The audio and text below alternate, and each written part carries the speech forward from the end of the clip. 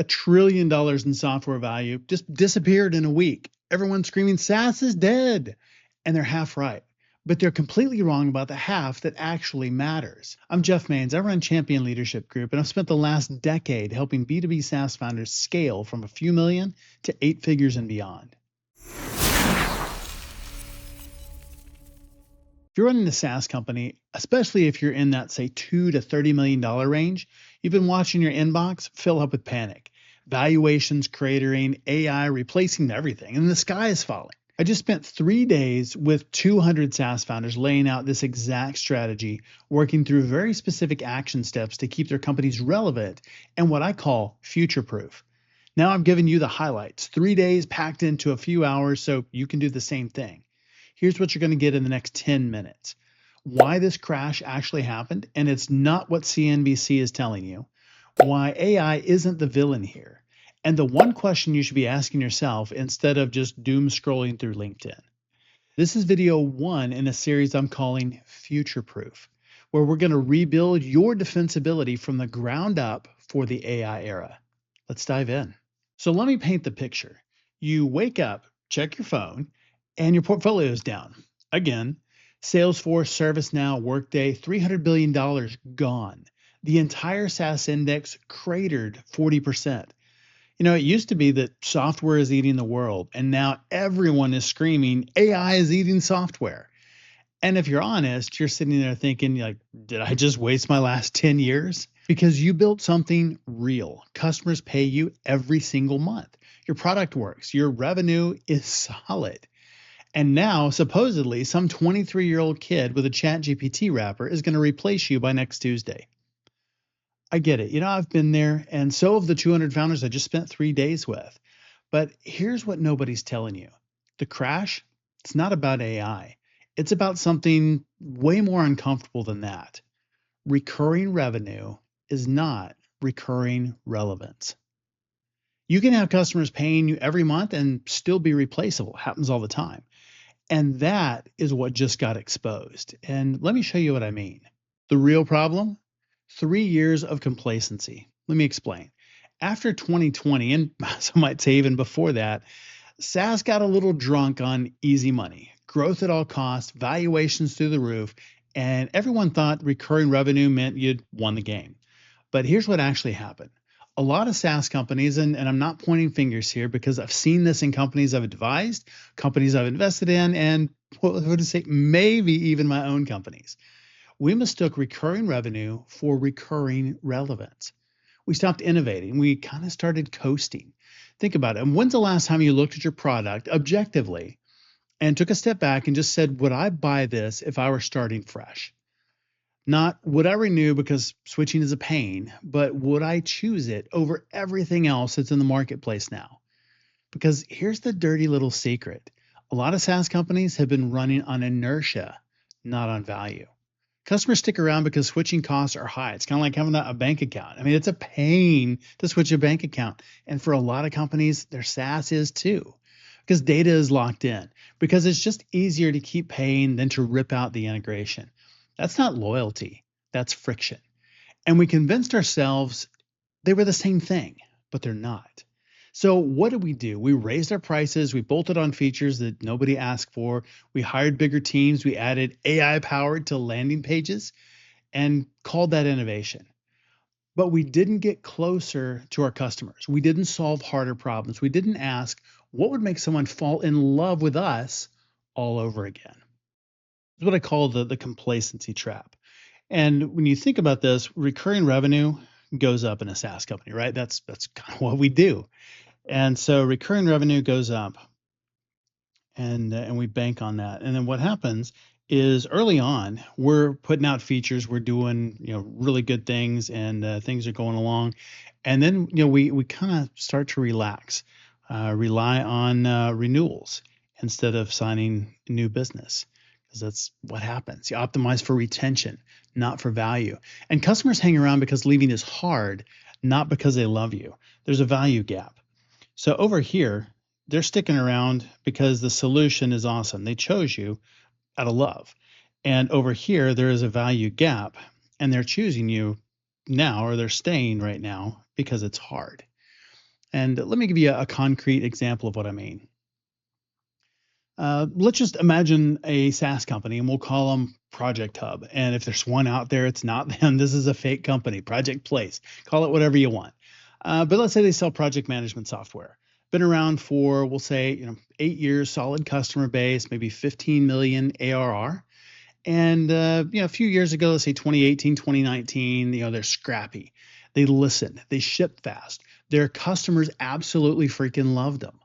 But a little time passes, and just like in the drawing here, it gets to be maybe 2022, and some value shifts here, but churn is still low, and so things are pretty good, and but they start raising prices, and let's say they start raising prices. We'll say they 15% a year, and just a little bit, but that's going to add up over time.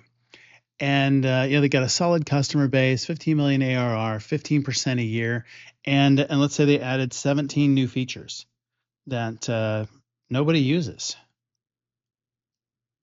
Happens, right? Most customers never touch. The UI feels like a cluttered garage. Support tickets are piling up. Churn is still low, so leadership thinks that everything is fine. And then AI tools drop, and suddenly there's a lean, fast competitor that does 80% of what Project Hub does.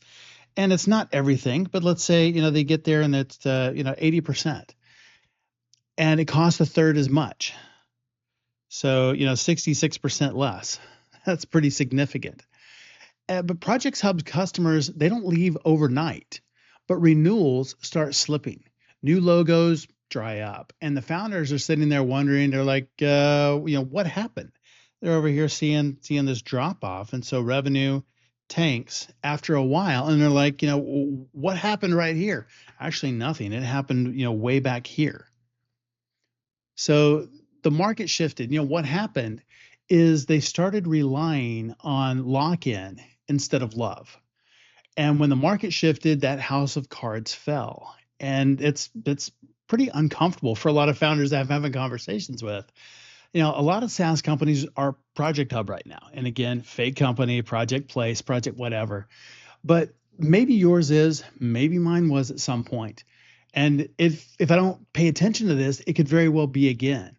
And this isn't about beating yourself up. It's about waking up, because the crash isn't punishing software. It's punishing complacency. Now let's talk about AI, because yes, AI is a huge deal, but it's not the cause of this crash. It's the accelerant. It's the gasoline on the fire. It didn't create the rot. It just exposes it faster. Think of it like this. If your foundation was already cracked, AI is the earthquake that shows you where the cracks are and just makes it a whole lot worse. But here's the thing. We've been here before. Remember the dot-com crash? Everyone said that the internet was over. Tech is dead. It was all hype. But tech wasn't wrong, and the internet didn't go away. I asked the founders I was working with over the last 3 days, about that. Hey, do you remember the internet crash, the dot-com crash? And they're like, dude, I was 5. I'm like, thanks for making me feel really old right now. I wasn't even going to think about going back any further than that. But we could go back to, this has happened multiple times in lots of different industries. And this is really no different. But again, the internet didn't go away. There were plenty of companies that died. Companies that died had bad business models. I mean, come on. I won't even get into what some of them were, because I don't want to point fingers, but there were some business models that were absolutely terrible. There were some companies that were burning cash on Super Bowl ads with zero path to profit in 100 lifetimes. The ones that thought traffic equaled value, because the internet, we're going to get all these customers, and that's going to be the value. But here's the thing: the companies that survived, Amazon, Google, PayPal, they had real businesses. They stayed close to customers. eBay, they made hard decisions fast. And the same thing is happening now. Software spend is still growing. Businesses still need tools. That is absolutely not going to change. They're just getting way more ruthless about what they pay for. They're asking, does this actually make my life better, or am I just paying because I always have? Because switching is hard, because it's painful. And if the answer is the latter, you're toast. And I don't mean the SaaS company toast because they're actually rocking it right now. And here's the good news. If you're willing to do the hard work and get uncomplacent, to rebuild real value, to fall back in love with solving customer problems, there has never been a better time. There is such a blue ocean in front of us to do this. And now we've got AI helping drive that forward. Because when everyone else is panicking, you can still be building. And you're watching this, so I bet that's exactly what you're doing.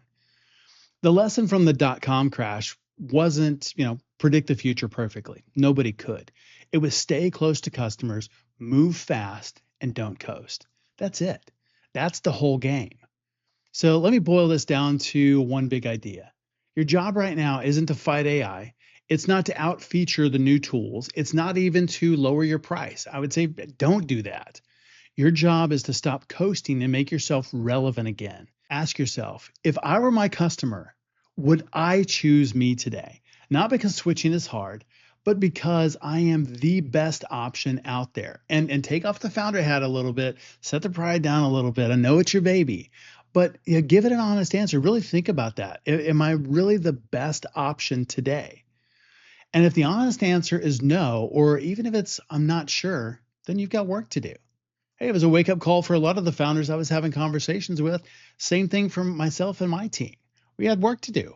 We've got to make sure that we are delivering value and never, ever coasting. But when you think about that, even if you say, hey, I'm not, I wouldn't choose me today, or I'm not sure, that is really exciting because you're not stuck. You're just at a fork in the road. And the founders who lean into this moment, who rebuild from first principles, who get obsessed with customer value again, they're the ones who are going to come out the other side way stronger. All right, if this hit home, you're probably wondering okay, Jeff, so what do I actually do about this? And that's what the rest of this series is about. I broke it into 15 videos total. We're going to go step by step from killing the old moat story to building a new one, from understanding why customers really stay to rewiring your entire go-to-market around that.